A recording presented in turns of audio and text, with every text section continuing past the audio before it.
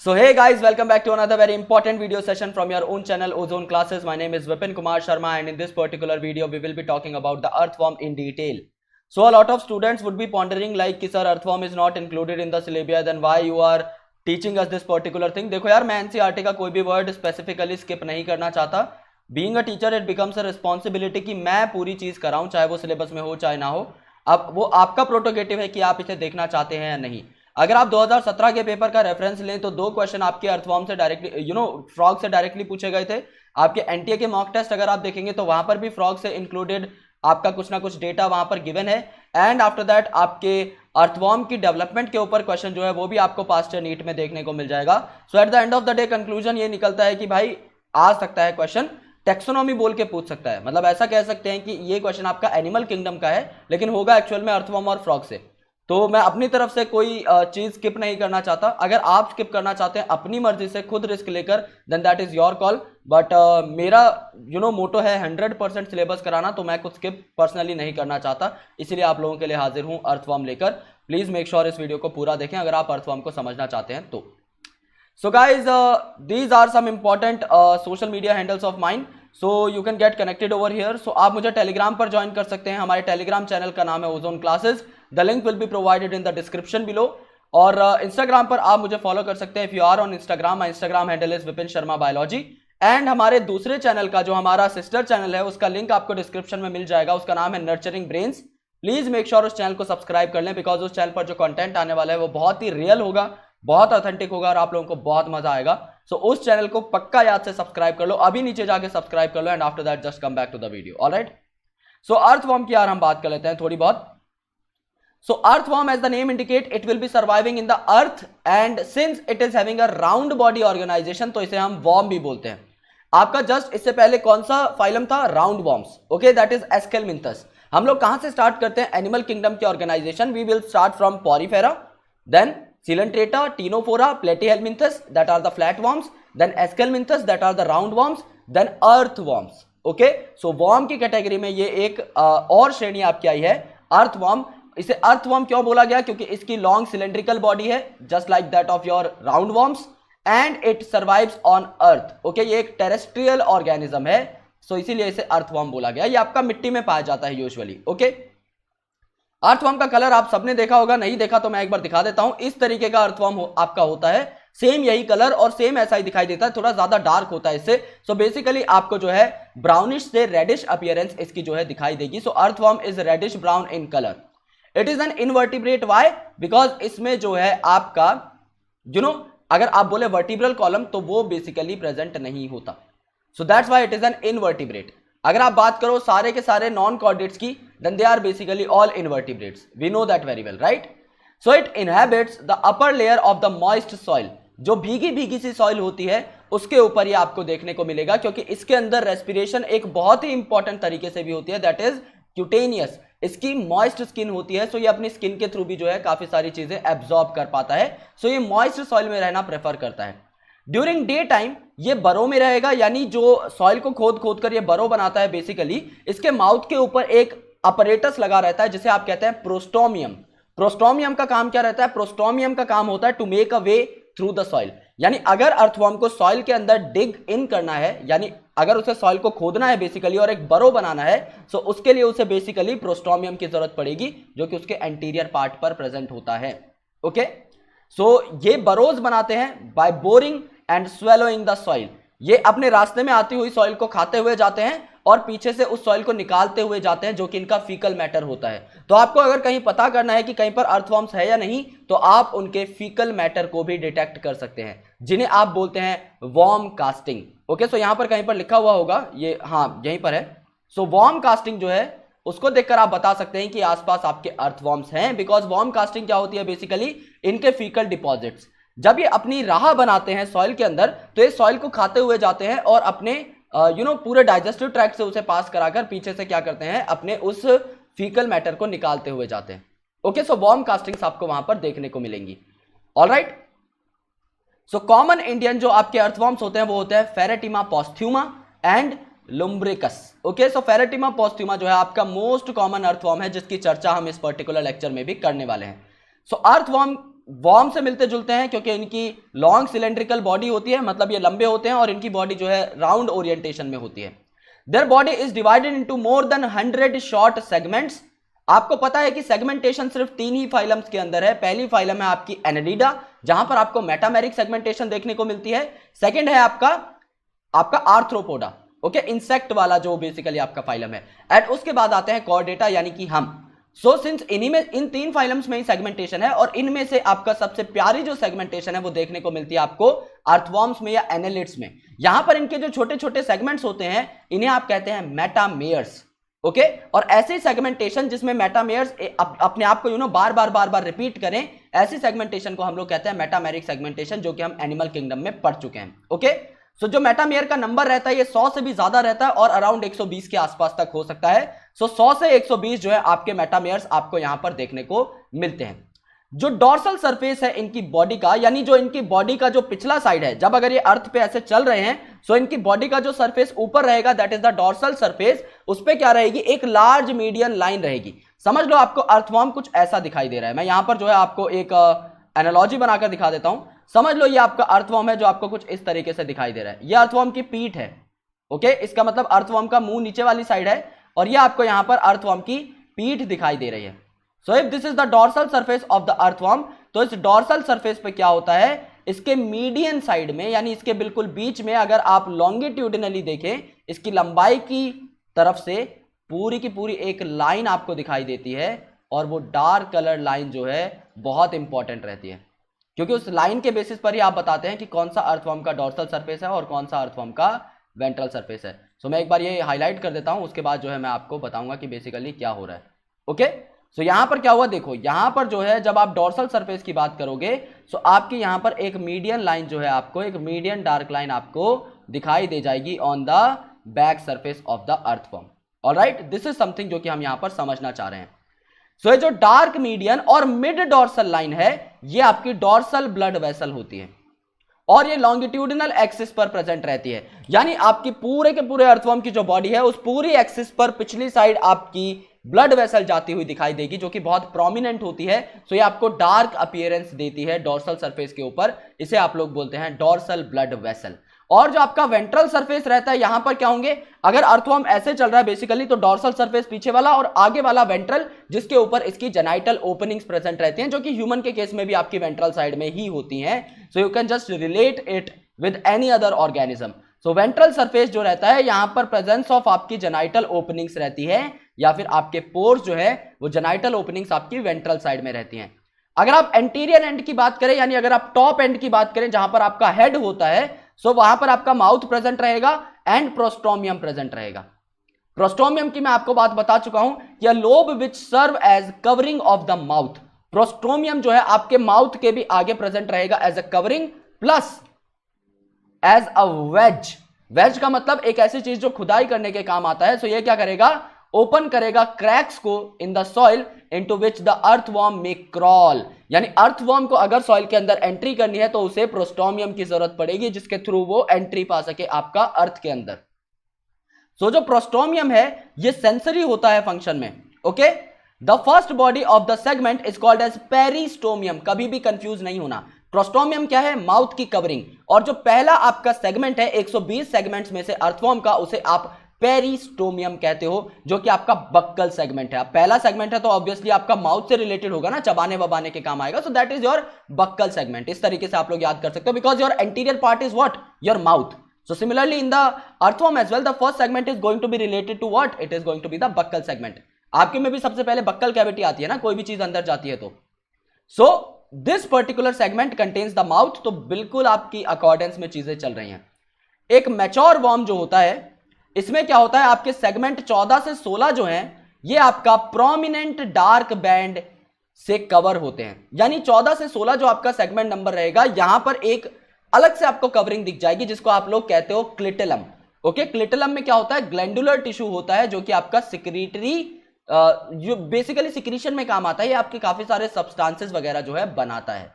Okay, सो क्लिटलम कौन से reason पे होगा, ये आपका सबसे इंपॉर्टेंट क्वेश्चन है। अगर क्वेश्चन आएगा, एक ही क्वेश्चन अगर अर्थवॉर्म से बनता है तो वो क्लिटलम पे ही बनेगा, एज सिंपल एज दैट। क्लिटलम की presence is the most important and the most characteristic feature of earthworm. क्योंकि क्लेटलम के बेसिस पर आप अर्थवर्म की बॉडी को सेगमेंट्स में डिवाइड करते हो। जो क्लेटलम है उससे पहले के रीजन हो गए आपके प्री क्लेटलम रीजन्स, फिर आ गया आपका क्लेटलम रीजन यानी कि 14 से 16वां सेगमेंट, और उसके बाद जितने भी सेगमेंट्स हैं वो सारे हो गए पोस्ट क्लेटलर रीजन। यानी कि eight the end of the day आप लोग क्या कर रहे हो, क्लेटलम की बेसिस पर आप अर्थवर्म की बॉडी को डिवाइड कर रहे हो। सो 3 रीजन यहां पर होते हैं। पहला रीजन आपका प्री क्लेटलर यानी क्लेटलम से पहले, यानी पहले सेगमेंट से लेके 13 सेगमेंट तक। दूसरा क्लेटलर रीजन यानी 14 to 16 सेगमेंट।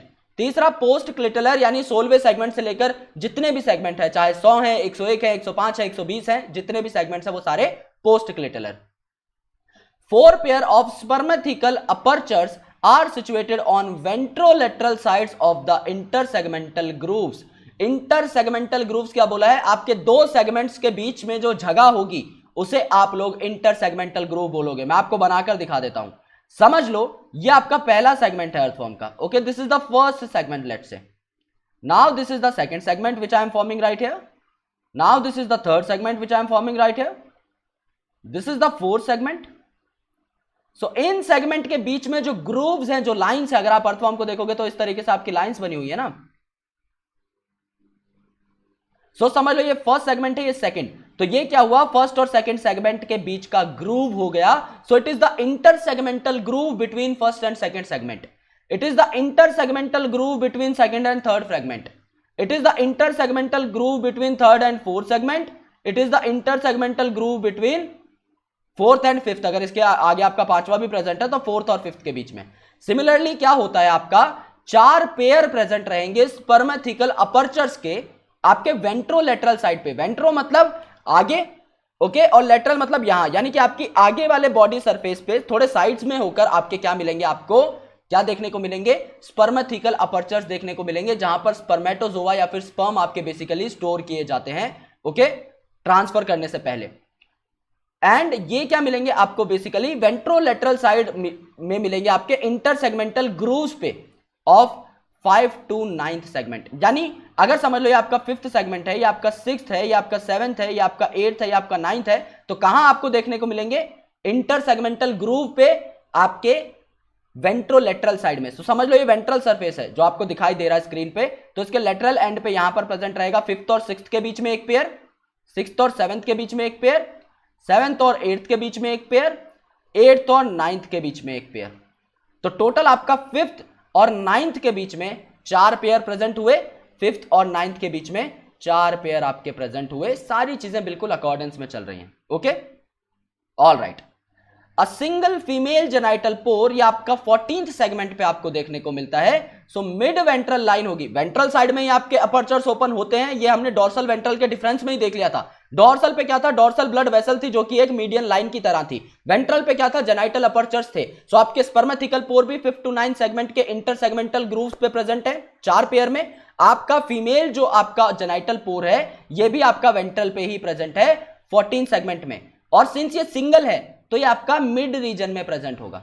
सिंगल है तो बीच में ही प्रेजेंट रहेगा, कोने पे प्रेजेंट रहेगा तो एसिमेट्री आ जाएगी। Okay, a pair of male genital pores are present on ventrolateral side of 18th segment. यानी 18th सेगमेंट में आपके मेल जेनाइटल पोर प्रेजेंट होंगे। सो 14th में आपके फीमेल जेनाइटल पोर और 18th में मेल जेनाइटल पोर। और सेम इंडिविजुअल में, क्योंकि अर्थवर्म आपका बाइसेक्सुअल होता है, ये आपका मोनोइशियस आप इसे बोल सकते हो। सो इसमें कोई भी आपका मेल फीमेल बाइफर्केशन नहीं होता। So numerous minute pores called as nephridiopores open on the surface of body. Nephridia क्या होता है, ये हमने एनिमल किंगडम में पढ़ा था। Nephridia is the excretory structure of earthworm. So nephridia से होकर जो पोर्स आपके बाहर के साइड खुलेंगे, जो एक्सक्रीटरी मैटर को बाहर भेजेंगे, वो होंगे नेफ्रिडियोपोर। और ये आपके बॉडी सरफेस पे खुलेंगे जिससे आपके काफी सारे आपके एक्सक्रीटरी प्रोडक्ट्स को बाहर भेजा जा सके। In each body segment except the first, last and the clitellum, there are rows of S-shaped setae embedded in the epidermal pits in middle of each segment. यानी यहां पर क्या बोला गया है, फर्स्ट और लास्ट सेगमेंट को छोड़ के और क्लिटलम क्योंकि वो कवर है, इनको छोड़कर आपके क्या होते हैं, एस शेप्ड स्ट्रक्चर्स आपके प्रेजेंट होते हैं, सीटे जो कि एम्बेडेड होते हैं आपके epidermal pits in the middle of each segment. यानी हर सेगमेंट के बीच में आपके एस शेप्ड स्ट्रक्चर होंगे जो कि आपको सीटे के नाम से याद करने हैं। ऑलराइट, सो ये आपके कहां कहां नहीं होंगे, आपके फर्स्ट, लास्ट और क्लिटलम रीजन पे आपके नहीं होंगे।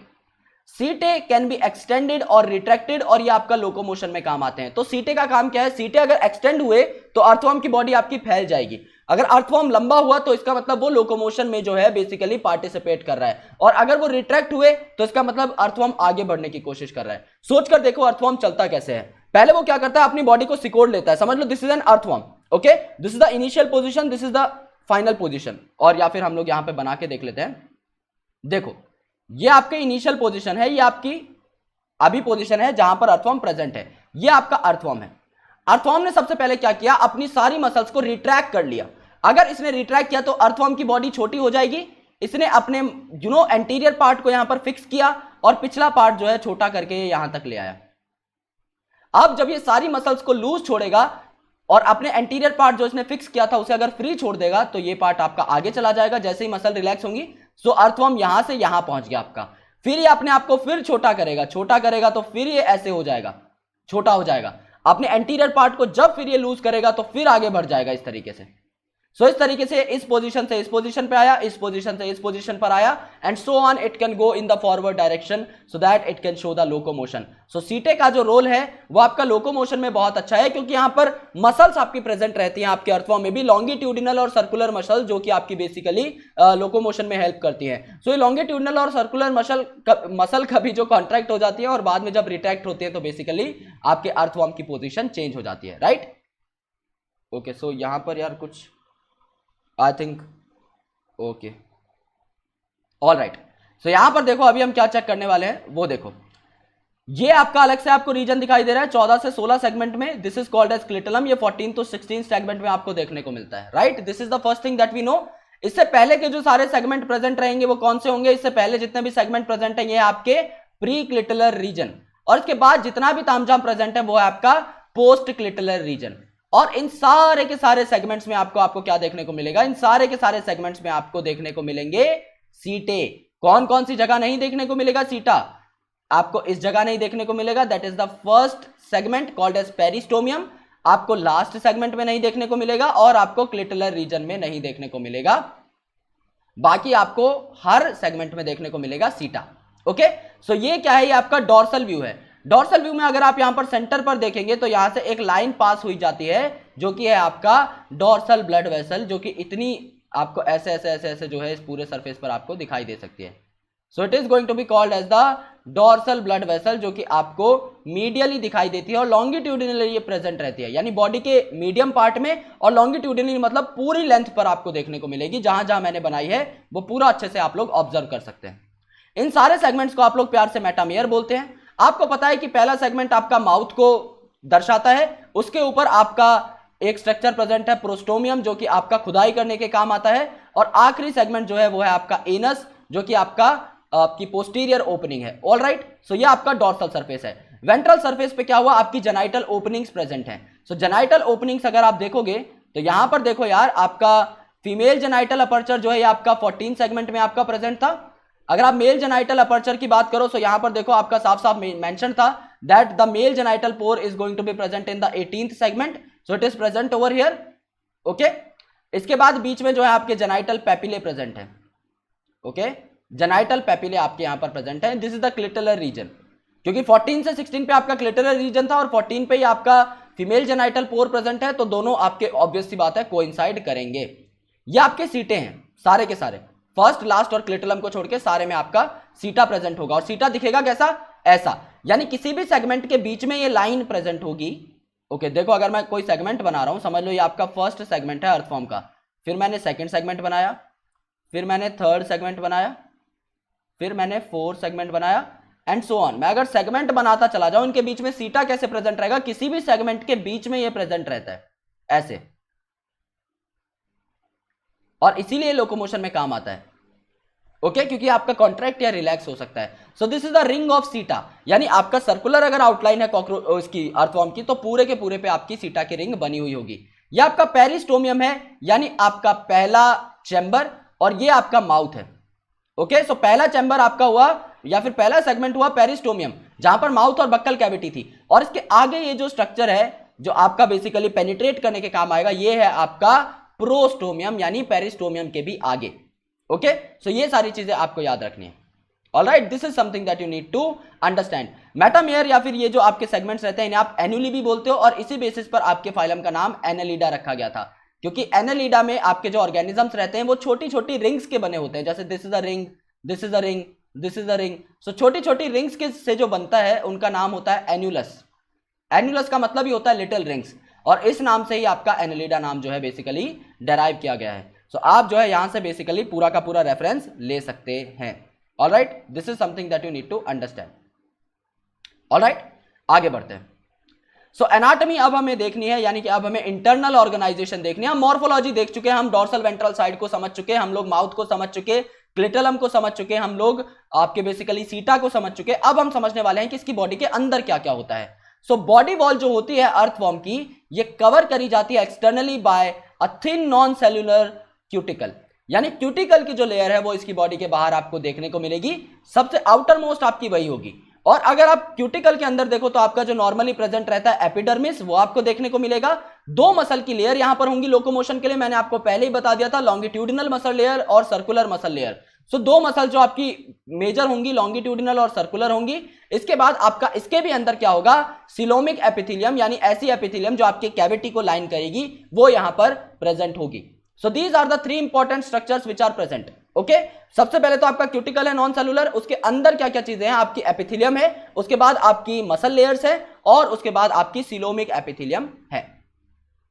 ओके, अब यहां पर देखो, ओके लास्ट वर्ड क्या था, the epidermis is made up of single layer of columnar cell. यहां पर कॉलम लाइक सेल आपके प्रेजेंट रहते हैं, और ये आपके ग्लैंडुलर भी होते हैं, यानी ये आपका सिक्रीशन में भी काम आते हैं। यानी आपने जब टिश्यू पढ़ा था, इसी चैप्टर में आपने पढ़ा था, हालांकि ये सेगमेंट हम अलग से कर रहे हैं। सो यहां पर आपके अलग अलग सेल्स थे।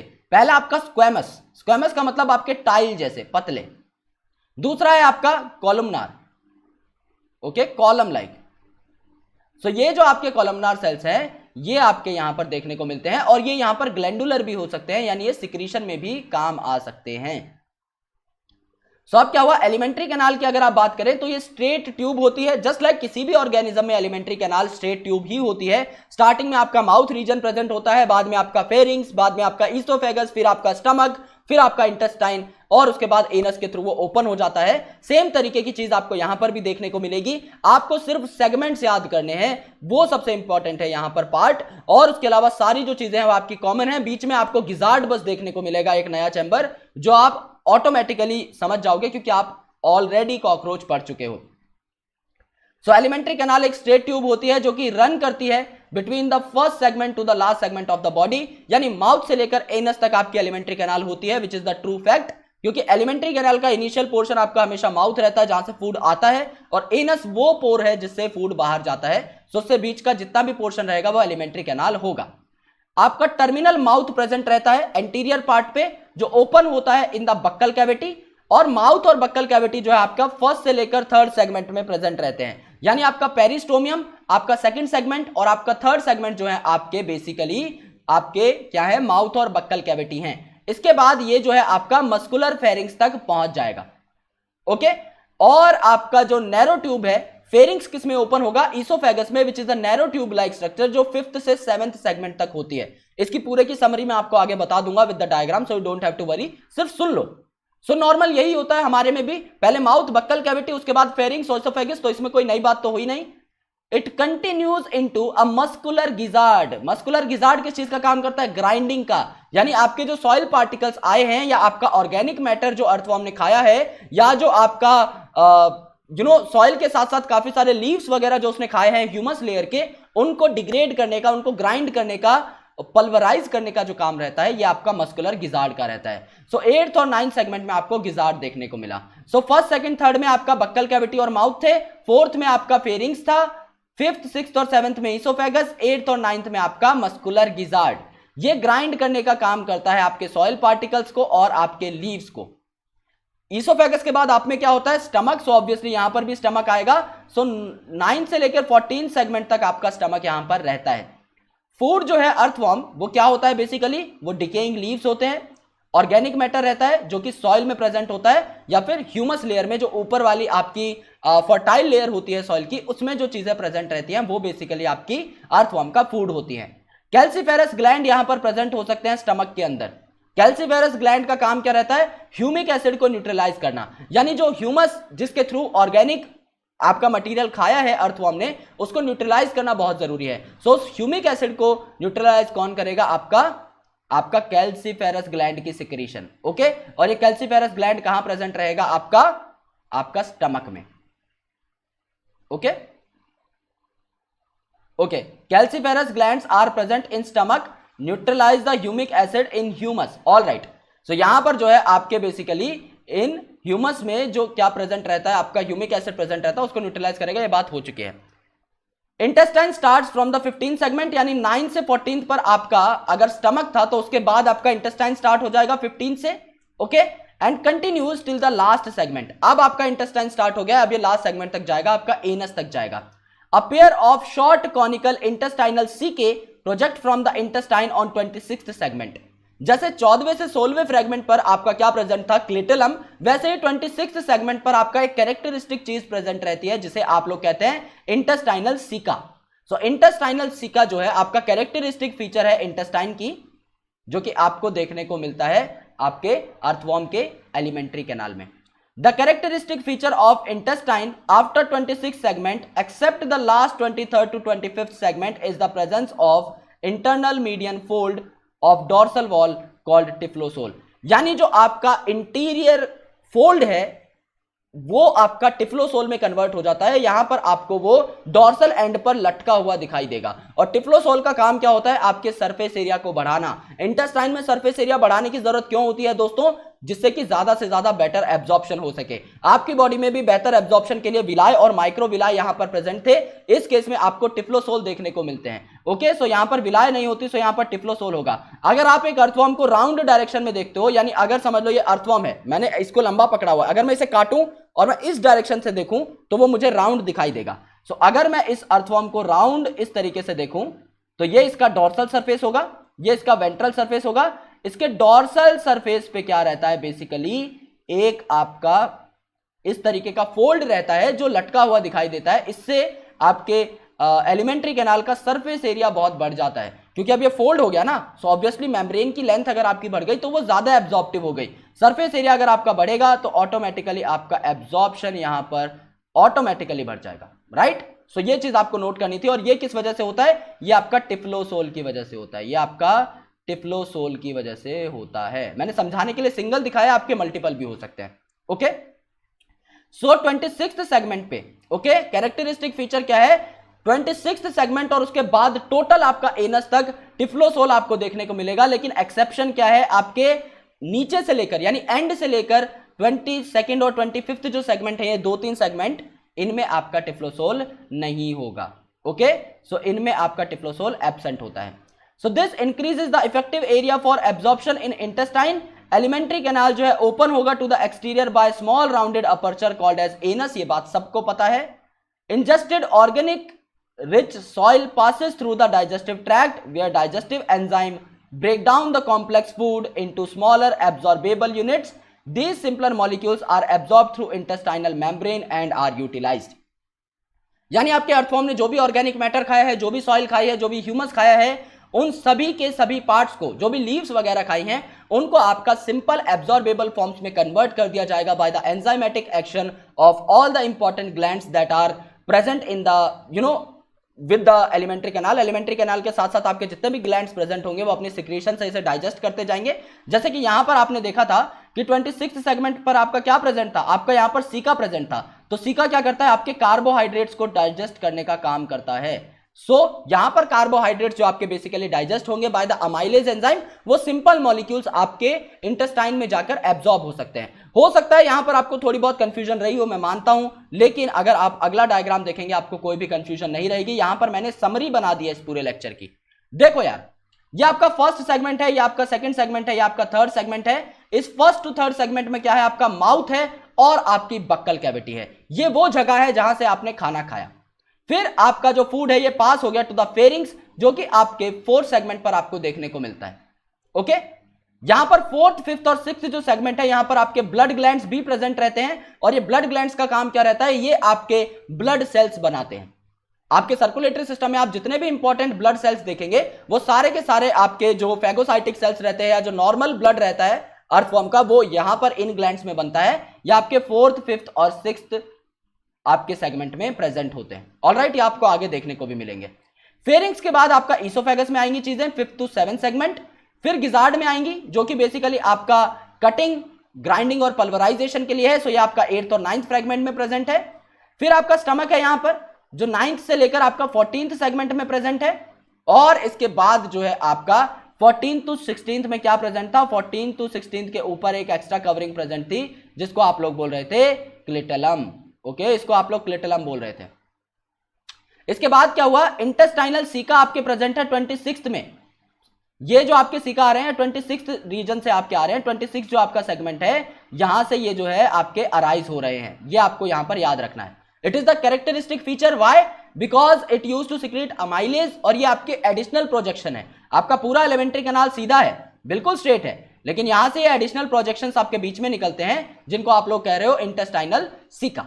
26th पे इंटेस्टाइनल सीका के बाद आपका पूरा जो आपका एलिमेंट्री कैनाल है इसमें आपका टिफ्लोसोल प्रेजेंट रहेगा। टिफ्लोसोल क्या है आपका, यहां पर दिखाया हुआ है, देखो टिफ्लोसोल आपका ये रहा, यहां पर ये वाला जो रीजन है यहां पर हेयर लाइक प्रोजेक्शंस आपकी हैं, डॉर्सल प्रोजेक्शंस होती हैं बेसिकली, जो आपके सरफेस एरिया को बढ़ा देती हैं जिससे कि आपका बेसिकली क्या हो, आपका ज्यादा से ज्यादा आपकी एब्जॉर्प्शन यहां पर हो सके।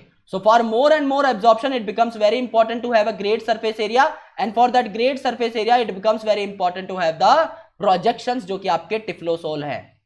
सिर्फ कहां प्रेजेंट नहीं होंगी टिफ्लोसोल, आप अगर नीचे से देखो, आप अगर बिल्कुल पोस्टीरियर पार्ट से अगर देखोगे तो वहां से लेकर 23rd से 25th जो सेगमेंट रहेगा नीचे से एंड वाले फ्रेगमेंट से अगर आप काउंट करना स्टार्ट करो 1 2 3 4, तो 23 से 25 वाले सेगमेंट पे आपका टिफ्लोसोल नहीं रहेगा, उसके अलावा हर जगह आपका यहां पर देखने को आपको मिलेगा। So this is the alimentary canal which you have to see, right.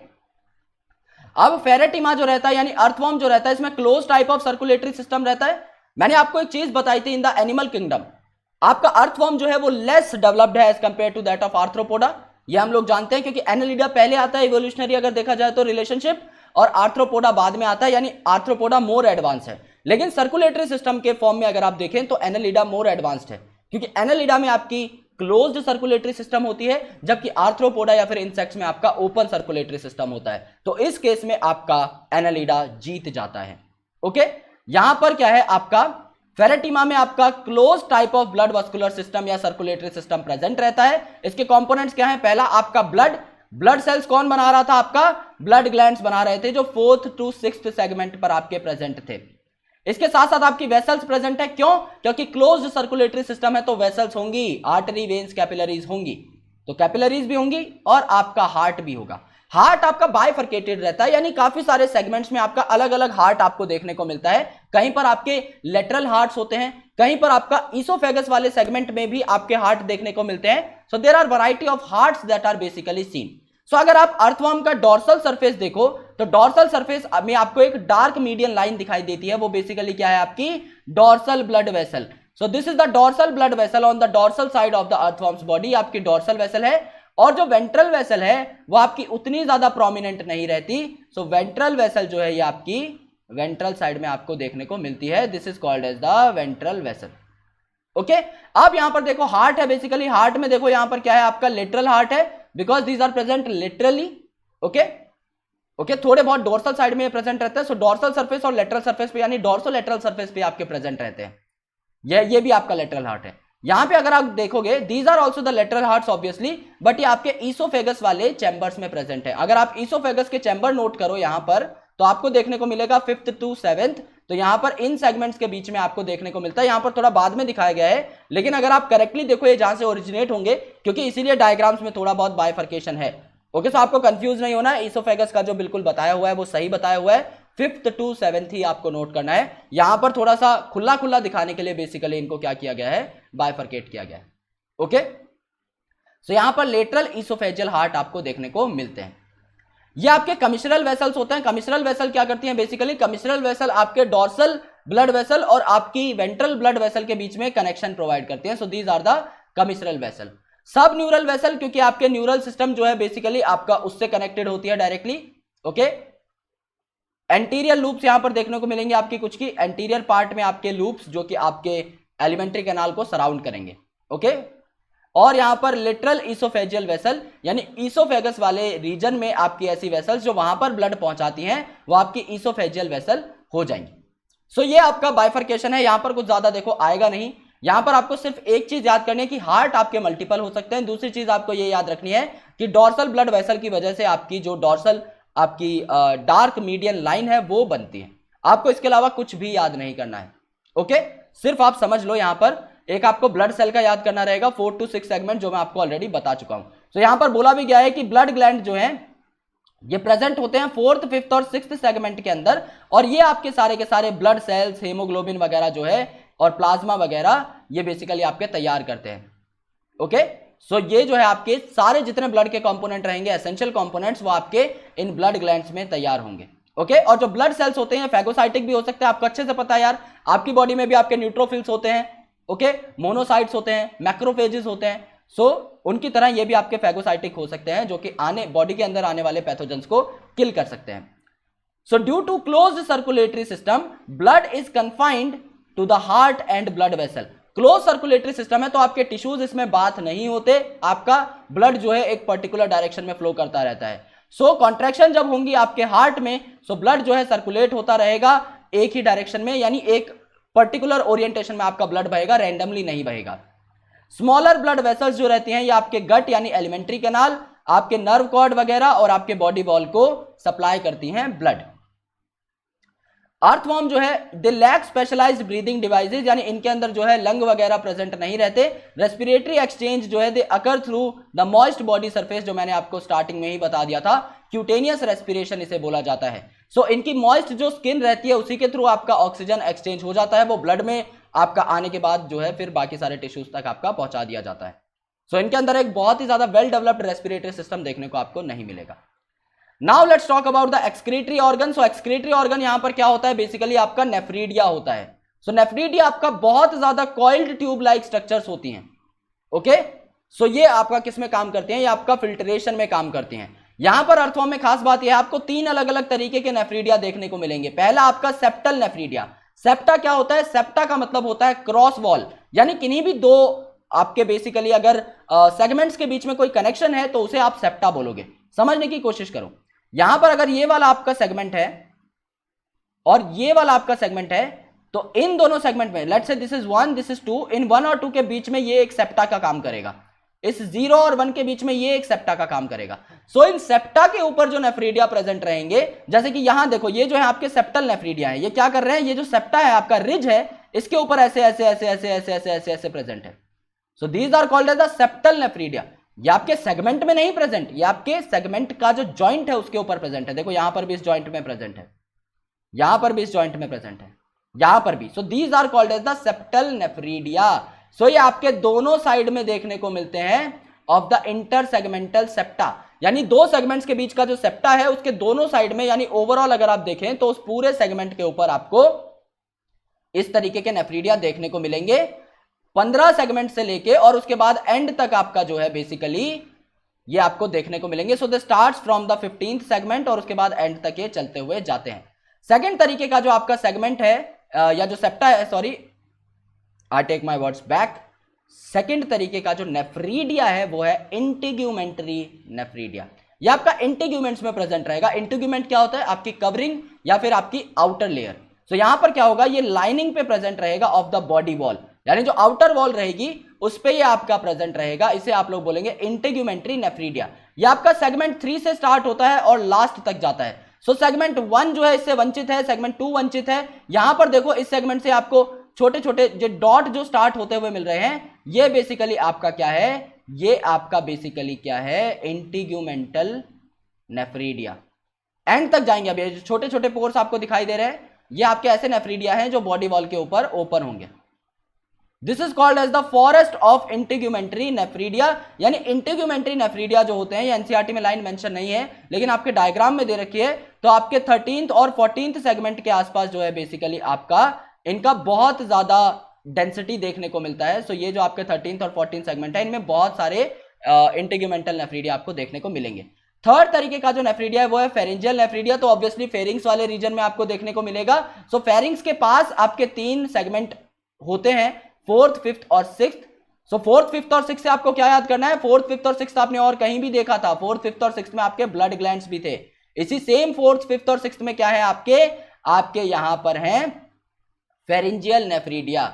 So these different type of nephridia are basically similar in structure. ये क्या रहते हैं 4th, 5th और 6th में, देखो ये आपका राउंड जो स्ट्रक्चर प्रेजेंट है, ये आपका राउंड जो स्ट्रक्चर प्रेजेंट है, और ये आपका राउंड जो स्ट्रक्चर प्रेजेंट है 4th, 5th और 6th में, ये आपका क्या है फेरेंजियल नेफ्रीडिया है। सो ये पेयर में प्रेजेंट रहते हैं, यानी 4th सेगमेंट में 2, 5th सेगमेंट में 2 और 6th सेगमेंट में 2 आपके फेरेंजियल नेफ्रीडिया आपको देखने को मिलेंगे। ऑलराइट, सो नेफ्रीडिया जो रहता है, सिंस ये आपका एक्सक्रीशन में काम करता है, सो ये ऑटोमेटिकली ऑस्मो रेगुलेशन में भी काम करेगा। ये ब्लड फ्लूइड वॉल्यूम को जो है बेसिकली आपका रेगुलेट करता है, उसकी कंसंट्रेशन को रेगुलेट करता है, ब्लड और बॉडी फ्लूइड्स की और इनकी वॉल्यूम्स को भी रेगुलेट करता है। सो ये आपका इसका काम हो जाएगा। Just like the human kidney, it is going to perform the same work. Nephridium starts out as a funnel, यानी कि ये क्या करता है, नेफ्रीडिया जो है एक फनल जैसा होता है। इस फनल में स्टार्टिंग में क्या होता है, एक्सेस फ्लूइड जो है आकर आपका जमा हो जाता है। ओके, सो आपकी सिलोमिक चैम्बर जो होगा, यानी आपकी जो बॉडी कैविटी होगी, उससे एक्सेस फ्लूइड आपका ड्राइव हो जाएगा इन दिस फनल, और उसके बाद क्या होगा, ये आपका ट्यूबुलर पार्ट में कनेक्ट हो जाएगा ऑफ द नेफ्रीडिया। ये आपके नेफ्रीडिया की जो ट्यूब है, इससे आपकी फनल का जो पार्ट है जिससे आपका मटेरियल अंदर आ रहा है, वो कनेक्ट हो जाएगा। एंड आफ्टर दैट जो वेस्ट है आपका पोर के थ्रू बाहर निकल जाएगा। ओके, सो ये आपके नेफ्रीडिया का एक्सक्रीटरी मैकेनिज्म यहां पर आपको देखने को मिल गया। Alright, okay, so nervous system अगर आप देखें, सो नर्वस सिस्टम यहां पर कैसा होता है, बेसिकली आपका कॉर्डेट से बिल्कुल अलग। कॉर्डेट में क्या होता है, आपका dorsal hollow nerve cord present रहती है, डॉर्सल हॉलो नर्व कॉर्ड। यहां पर आपका क्या रहता है, डॉर्सल की जगह बेसिकली वेंट्रल, हॉलो की जगह बेसिकली सॉलिड, सिंगल जो होता है आपका कॉर्डेट में, इसकी जगह आपका डबल देखने को मिलेगा आपको यहां पर। ओके, इस तरीके का न्यूरल सिस्टम आपको यहां पर देखने को मिलता है। सो नर्वस सिस्टम जो है ये रिप्रेजेंट किया जाता है बाय गैंग्लिया। जैसे हमारे अंदर कॉम्प्लेक्स ब्रेन होती है, वैसे छोटे ऑर्गेनिजम्स के अंदर गैंग्लिया होते हैं, जो सेगमेंट वाइज फैशन में अरेंज होते हैं on ventral paired nerve cord. So मैंने यहां पर क्या बताया, डबल होगी नर्व कॉर्ड, यानी पेयर्ड होगी। आपकी डॉर्सल होती है कॉर्डेट्स में, सो यहां पर वेंट्रल होगी। सो वेंट्रल वर्ड भी यहां पर आ गया, पेयर्ड भी यहां से आ गया, ऐसी नर्व कॉर्ड यहां पर प्रेजेंट होती है। Okay, the nerve cord in anterior region, that is 3rd and 4th segment, bifurcates laterally encircling the pharynx and join the cerebral ganglia dorsally to form the nerve ring। यानी यहां पर क्या होगा, आपके 3rd और 4th segment में आपका जो बेसिकली नर्व कॉर्ड है, ये क्या होगी, बाइफरकेट हो जाएगी और लेटरली एक सर्कल बना लेगी, यानी एक पूरा सर्कल बनाकर फेरिंग्स को एनक्लोज कर लेगी। यानी आपका जब नर्व कॉर्ड बाइफरकेट हुआ है तो फेरिंग्स को घेर लेगा।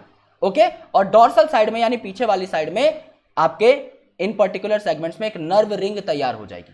सो क्या हुआ मैं समझाता हूं। देखो, जैसे कि ये अगर बॉडी है बेसिकली, यहां पर क्या हुआ, यहां पर ये आपकी 2 नर्व कॉर्ड्स जा रही हैं।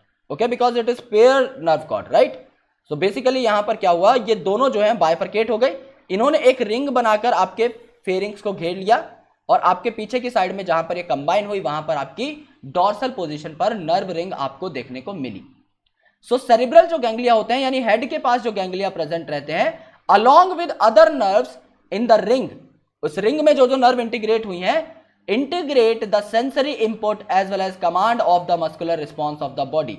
यही आपकी सेंस ऑर्गन्स को मीडिएट करती हैं, यही आपके सेंस ऑर्गन्स को रेगुलेट करती हैं, एज वेल एज इन्हीं के थ्रू आपका मस्कुलर रिस्पॉन्स या लोकोमोटरी रिस्पॉन्स जो है वो बेसिकली जनरेट होता है। इनसे जब कमांड जाएगी तब आपका अर्थवॉर्म कुछ कर पाएगा।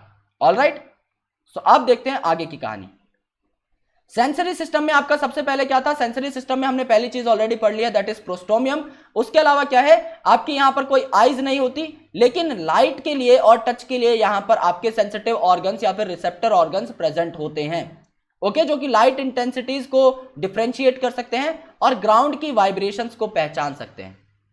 ओके, जिससे कि ये बेसिकली पता लग जाए इन्हें ग्राउंड में कहां जाना है, और लाइट की इंटेंसिटी को अगर पहचान जाएंगे तो इन्हें पता लगता रहेगा कि बेसिकली दिन है या रात है, तो उस हिसाब से अपनी लोकोमोशन को भी मीडिएट कर सकते हैं कि क्या इन्हें अब माइग्रेट करना चाहिए या नहीं।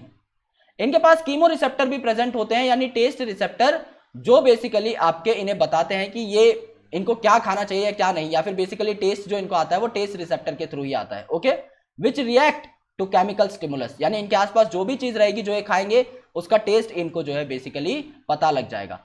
These sense organs are located on anterior part of the worm। ये सारे के सारे सेंस ऑर्गन यानी केमिकल वाला, लाइट वाला और आपका बेसिकली यहां पर जो आप देखेंगे वाइब्रेशंस वाला या टच वाला, ये आपके सारे एंटीरियर पार्ट पर प्रेजेंट है, इंक्लूडिंग द प्रोस्टोमियम। यहां पे प्रोस्टोमियम नहीं लिखा है, आप एनसीईआरटी में सप्लीमेंट कर सकते हैं। अर्थवर्म इज हर्माफ्रोडाइट, यानी अर्थवर्म आपका बाइसेक्सुअल होता है, इसमें मेल और फीमेल जो है दोनों सेक्स ऑर्गन्स एक ही इंडिविजुअल में पाए जाते हैं। सो टेस्टिस और ओवरी दोनों जो है आपके सेम इंडिविजुअल में आपको देखने को मिलेंगे। It means that it is monoecious in nature. So there are 2 pairs of testis जो कि आपके 10th और 11th सेगमेंट में आपके प्रेजेंट होते हैं। सो डायग्राम साथ साथ देखते चलो। 10th और 11th सेगमेंट में आपके टेस्टिस प्रेजेंट है with the testis sac. So this is first testis, okay, this is second one. Alright, so ये क्या रहती है बेसिकली 2 पेयर होते हैं। सो यहां पर इसलिए आपको पेयर देखने को मिला है। This is first testis, this is second, this is third, this is fourth. So 2 pair हो गए आपके 10th और 11th सेगमेंट के अंदर। There vasa deferentia runs up to 18th segment. जो 10th और 11th सेगमेंट है यहां से वासा इफरेंशिया यहां नहीं निकलती। हमने वासा इफरेंशिया अभी तक नाम पढ़ा था और इसके साथ पढ़ा था वास डिफरेंस। यहां पर इसे वासा डिफरेंशिया बोला गया है, जो 18th सेगमेंट तक भाग कर जाती है और प्रोस्टेट ग्लैंड की डक्ट के साथ ज्वाइन हो जाती है। Okay, 2 pair of accessory gland are present, 1 pair each in 17th and 19th segment. So 17th और 19th जो सेगमेंट होता है यहां पर इनमें आपके एक्सेसरी ग्लैंड देखने को मिलते हैं। देखो यहां पर एक पेयर है ये वाला और नीचे एक पेयर है ये वाला। सो 2 पेयर ऑफ एक्सेसरी ग्लैंड है, लेकिन एक सेगमेंट छोड़कर, यानी जो बीच का आपका 18th है इसमें आपका कोई एक्सेसरी ग्लैंड नहीं प्रेजेंट। आपका पहला 17th में प्रेजेंट है और दूसरा आपका कहां प्रेजेंट है, दूसरा आपका 19th में प्रेजेंट है। सो ये दोनों एक्सेसरी ग्लैंड भी आपके यहां पर देखने को मिलते हैं। और यहां से क्या निकला है आपका वास डिफरेंशिया निकला और ये आपका 18th सेगमेंट तक पहुंच गया। ओके, 17th और 18th ये वाला जो जहां पे मर्ज हो रहा है ये वास डिफरेंशिया यहां तक पहुंचा। Alright, the common prostate and spermatic duct that is Vasa differentia open the exterior by the pair of male genital pores on ventrolateral side of 18th segment. अब आपके जो मेल जेनाइटल पोर है ये वेंट्रोलेटरल साइड में है, क्योंकि ये paired है, सो आपके वेंट्रल और लेटरल साइड में प्रेजेंट होंगे। वेंट्रल साइड की खास प्रॉपर्टी क्या थी, सारी ओपनिंग उसी साइड होंगी। सो जाहिर सी बात है आपके वेंट्रल और थोड़े से लेटरल साइड में आपके 18th सेगमेंट पर ये जो है आपके मेल जेनाइटल पोर्स आपको देखने को मिलेंगे। ओके, यहां पर इसमें जो है आपका मेल जेनाइटल पोर खुलेगा 18th सेगमेंट में। यहां पर बेसिकली आपको उतना अच्छा तरीके से दिखाया नहीं हुआ है, सो मैंने अलग से लिखकर मार्क कर दिया है। 4 pair of spermathecae are located in 6th to 9th segment.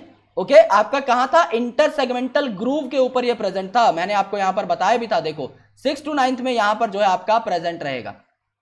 आपका जब स्टार्टिंग में आपने पढ़ा था तो आपने 5th to 9th देखा था, यानी 5th और 6th के बीच में एक, 6th 7th के बीच में एक, 7th 8th के बीच में एक, 8th 9th के बीच में एक। सेम आपकी यहां पर ऑर्गेनाइजेशन है, तो आपका जो है 5th to 9th ये देखने को मिलता है। ओके, आप यहां पे करेक्ट कर लीजिएगा, 5th to 9th आपको देखने को मिलता है। और अगर आपको इंडिविजुअल लिखना हो, क्योंकि इंटर सेगमेंटल ग्रूव पे होता है, यहां पर देखो जहां पर इसका कनेक्शन है वहां पर ये ज्वाइन हो रहा है। सो 5th to 9th आपका स्टार्टिंग में मेंशन है, वो बिल्कुल करेक्ट है। और 6th to 9th अगर आप कैरेक्टरिस्टिक पोजीशन बताना चाहें तो बता सकते हैं, दोनों ही आपके करेक्ट माने जाएंगे। ओके, सो यहां पर क्या होगा, 1 पेयर इन ईच सेगमेंट, 6 7 8 9 सब पे एक सेगमेंट, आप एक सेगमेंट पे आपका एक pair of spermathecal pore present रहेगा। They receive and store spermatozoa, इनमें आपके स्पर्म बेसिकली स्टोर किए जाते हैं during copulation. Okay, 1 pair of ovaries is attached. Okay, एक पेयर ऑफ ओवरी अटैच्ड है आपका इंटर सेगमेंटल सेप्टम पे 12वें और 13वें सेगमेंट में, यानी 12वें और 13वें सेगमेंट के बीच पे आपका क्या प्रेजेंट है, यहां पर 12वें और 13वें के बीच में आपका जो है यहां पर ये वाली जो है आपकी ओवरीज यहां पर प्रेजेंट है at the septa of 12th and 13, यानी 12th और 13 को ज्वाइन जो करने वाला ये वाला जो सेप्टम है, इस सेप्टम के ऊपर प्रेजेंट है। देखो मैं क्लियरली बताता हूं, ये 12th है, ये 13th है, इनके बीच में लाइन जा रही है, ये इनका सेप्टा है, इस सेप्टा के ऊपर आपकी ओवरी प्रेजेंट है। सो ये आपको यहां पर नोट करनी है पर्टिकुलर चीज। Alright, this is something that you need to understand over here. Alright, okay, so ovarian funnels जो है are present beneath the ovaries which continued into oviduct joint together and open on the ventral side as a single median female genital pore in 14th segment. यानी initially जो हमने पढ़ा था 14th segment पर आपका female genital पोर open होगा, वो single होगा तो ऑब्वियसली वो सेंटर पे होगा, वो लेटरल नहीं होगा। अगर कोई चीज सिंगल है तो सिमेट्री मेंटेन करने के लिए वो हमेशा सेंटर पे आपकी ओपन होगी। सो अगर आप 14 सेगमेंट यहां पर देखेंगे तो यहां पर जो है आपका बेसिकली यहां पर ओपनिंग दिखाई देगी। Okay, it's not mentioned over here, but यहां पर आपकी 14th में इस सेगमेंट के आसपास जो है आपकी ओवेरियन ओपनिंग आपकी होगी। Alright, so this is something that you need to understand. सिर्फ आपकी इंपॉर्टेंट चीजें थी। आपका जहां पर टेस्टिस प्रेजेंट होगा, इस टेस्टिस के नीचे आपके सेमिनल वेसाइकल प्रेजेंट होते हैं, जस्ट उसके नीचे वाले आपके सेगमेंट में।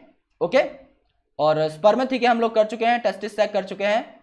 ओके, स्पर्मिसाइडल फनल तो आपका टेस्टिस के साथ साथ ही प्रेजेंट होगी, जिसके थ्रू आपके जो स्पर्म सिंथेसाइज होते रहेंगे वो आपके आगे जाते रहेंगे। यह आपका ओवेरियन फनल है जो 14 सेगमेंट में ओपन होगा एज अ मीडियन ओवेरियन पोर, जो कि वहां पर ओपन होगा बेसिकली।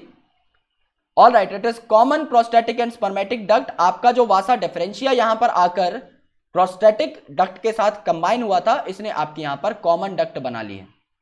ऑल राइट, ये यहां पर कॉमन डक्ट बना चुका है। So this is the reproductive system. आगे इसके बारे में कुछ और भी बात है। A mutual exchange of sperm occurs between two worms during mating. जब दो worms mating करते हैं तो उनमें जो है म्यूचुअल एक्सचेंज ऑफ स्पर्म हो जाता है। एक अर्थवर्म का स्पर्म दूसरे वाले में जाकर उसके ओवा से फ्यूज कर लेता है, दूसरे अर्थवर्म का स्पर्म पहले वाले के साथ जाके उसके ओवा के साथ फ्यूज कर लेता है, और कुकून में बेसिकली ये स्टोर हो जाते हैं। कुकून क्या होता है ये जानना बहुत जरूरी है। दूसरा अगर कोई क्वेश्चन आएगा तो वो कुकून पे आएगा, that is guarantee. Okay, so one worm has to find another worm and they mate juxtaposing opposite gonadial openings, exchanging the packets of sperm called spermatophores.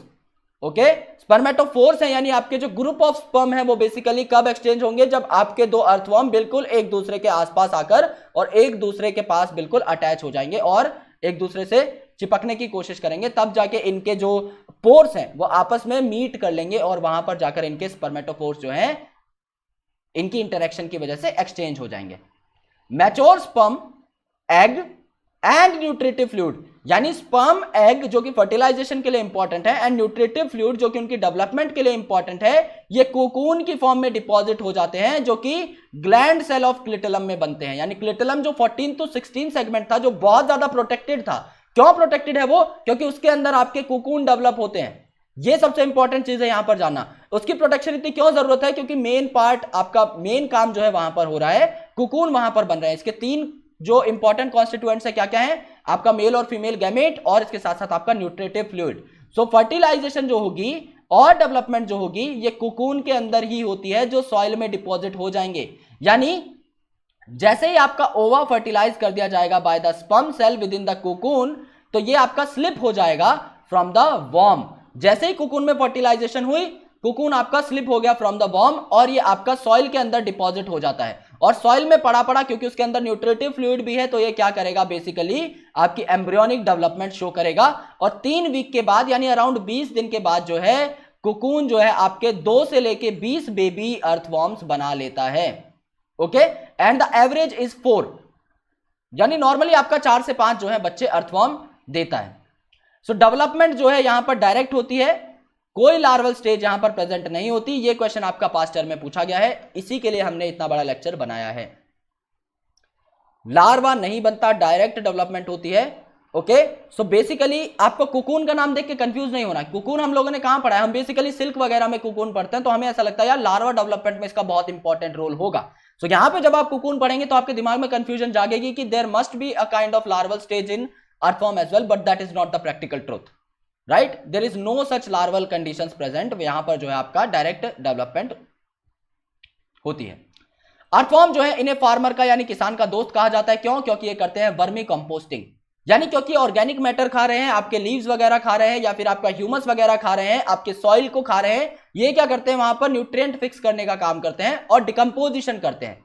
अगर नॉर्मली आप लोग किसान की जमीन को छोड़ दो खाली और उसमें अगर काफी सारे आपके बैक्टीरियम्स प्रेजेंट है, काफी सारे अर्थवॉर्म प्रेजेंट हैं, सो ये क्या करेंगे? आपके बरो बना लेंगे सॉइल के अंदर और उसे पोरस बना देंगे। Due to the porous nature, अगर फुरफुरी हो जाएगी आपकी बेसिकली मिट्टी, सो उसके अंदर गैशियस कंटेंट जो है बेसिकली बहुत अच्छा हो जाएगा और उसमें प्लांट जो है बहुत बेहतर तरीके से पेनिट्रेट कर पाएंगे। सो प्लांट ग्रोथ के लिए या क्रॉप ग्रोथ के लिए it becomes very important to decompose the matter which is already present in soil, जिससे कि आपके डिकम्पोजिशन के बाद जो मिनरल आयंस हैं वो प्लांट को अवेलेबल हो जाए। सो इससे क्या होती है, आपकी सॉइल की फर्टिलिटी बढ़ती है। इस प्रोसेस को आप लोग वर्मी कंपोस्टिंग बोलते हो। सो जो है इनको बेट के तौर पे भी यूज किया जाता है इन गेम फिशिंग। यानी क्या होता है, जब आप मछली पकड़ने जाते हो तो मछली के लिए आप लोग क्या डालते हो, बेसिकली वो कांटा डालते हो, उसके ऊपर कुछ बांध रखा होता है जिसे आप लोग कहते हो फिश बेट। फिश बेट मतलब एक ऐसी चीज जिसको देखकर मछली जो है आपके उस कांटे पर मुंह मारे, और जैसे ही मछली उसमें अटक जाए आप लोग उसे खींचकर जो है बेच देते हो मार्केट में, या फिर खा लेते हो, या फिर जो भी करना है। सो इस तरीके के बेट में भी आपका अर्थवर्म बहुत बेहतर तरीके से यूज किया जाता है। So guys please make sure आप हमारे चैनल को सब्सक्राइब करें।